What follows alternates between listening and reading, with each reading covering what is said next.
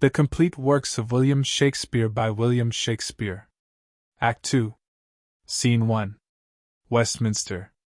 A street enter two gentlemen, at several doors. First gentleman. Whither away so fast? Second gentleman.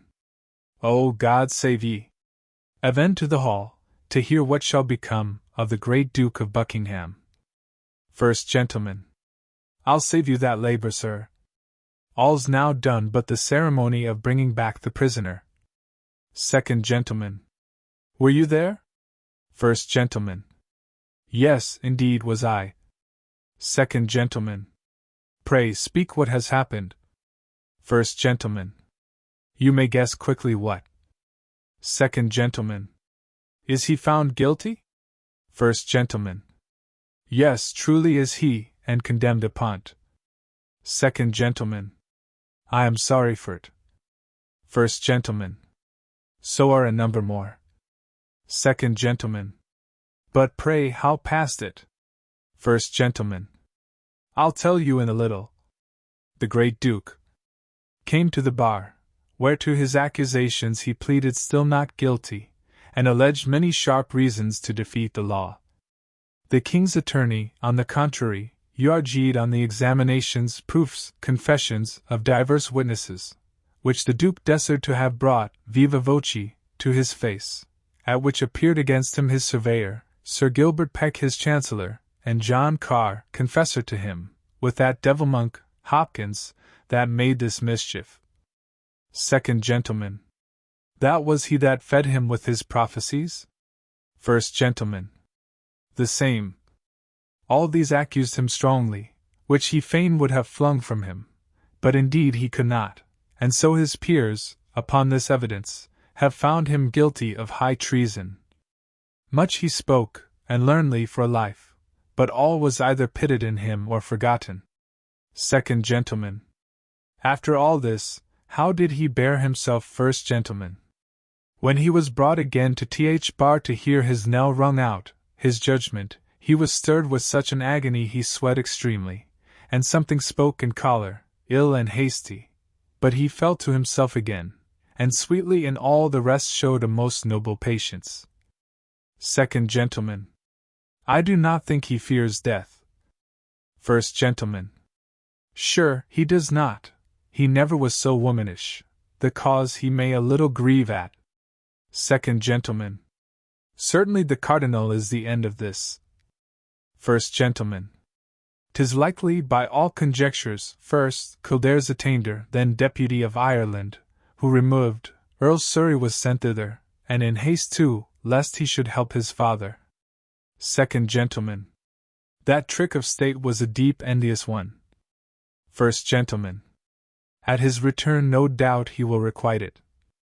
This is noted, and generally, whoever the king favors the cardinal instantly will find employment, and far enough from court too. Second gentleman. All the commons hate him perniciously, and oh my conscience, wish him 10 fathom deep. This Duke as much they love and dote on, call him bounteous Buckingham, the mirror of all courtesy. Enter Buckingham from his arraignment, tipstaves before him, the axe with the edge towards him, halberds on each side, accompanied with Sir Thomas Lovell, Sir Nicholas Vaux, Sir William Sandys, and common people, etc. First gentleman. Stay there, sir, and see the noble ruined man you speak of. Second gentleman. Let's stand close, and behold him. Buckingham. All good people, you that thus far have come to pity me, hear what I say, and then go home and lose me.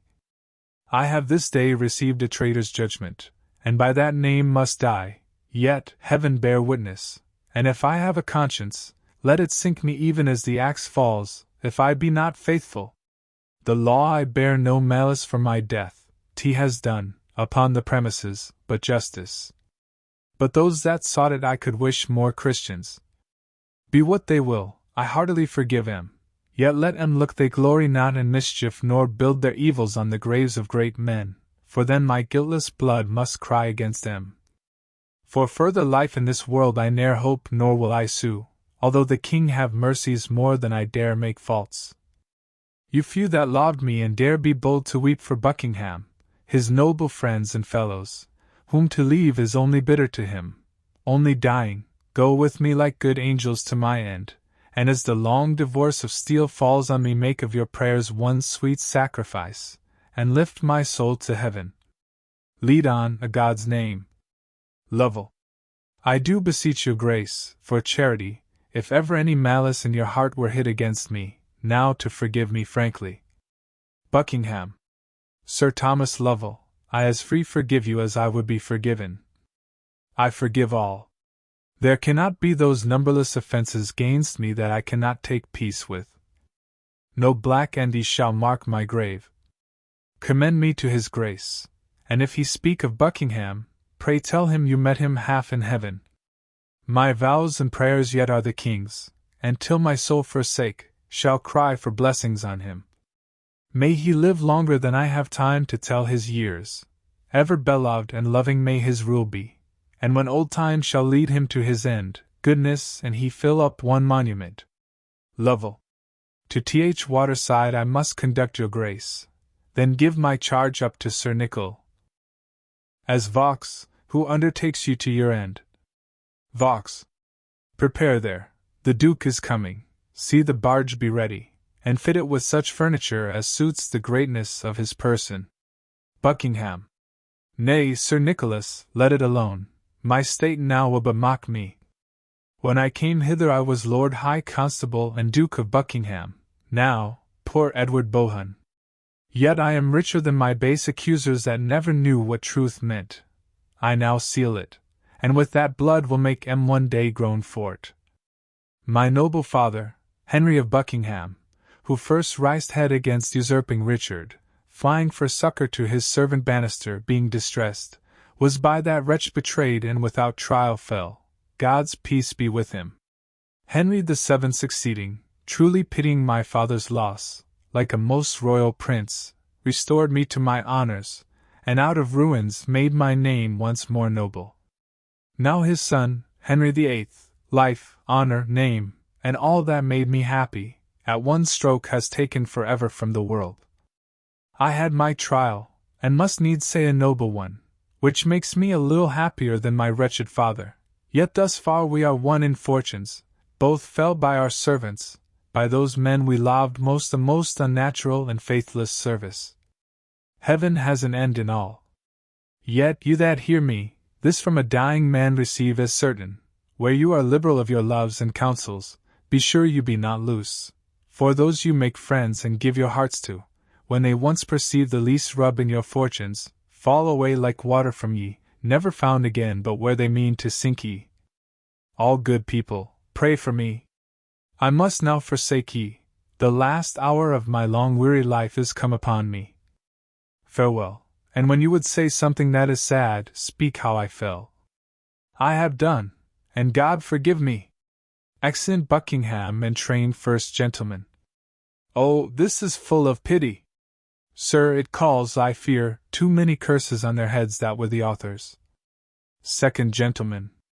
If the Duke be guiltless, 'tis full of woe. Yet I can give you inkling of an ensuing evil, if it fall greater than this. First gentleman. Good angels keep it from us. What may it be? You do not doubt my faith, sir? Second gentleman. This secret is so weighty, 'twill require a strong faith to conceal it. First gentleman. Let me have it, I do not talk much. Second gentleman. I am confident. You shall, sir. Did you not of late days hear a buzzing of a separation between the king and Catherine? First gentleman. Yes, but it held not, for when the king once heard it, out of anger he sent command to the Lord Mayor straight to stop the rumor, and allay those tongues that durst disperse it. Second gentleman. But that slander, sir, is found a truth now, for it grows again fresher than e'er it was, and held for certain the king will venture at it. Either the cardinal or some about him near have, out of malice to the good queen, possessed him with the scruple that will undo her. To confirm this too, Cardinal Campius is arrived and lately, as all think, for this business. First gentleman. 'Tis the cardinal, and merely to revenge him on the Emperor for not bestowing on him at his asking the Archbishopric of Toledo, this is purposed. Second gentleman. I think you have hit the mark, but is not cruel that she should feel the smart of this? The Cardinal will have his will, and she must fall. First gentleman. 'Tis woeful. We are too open here to argue this. Let's think in private more. Excellent.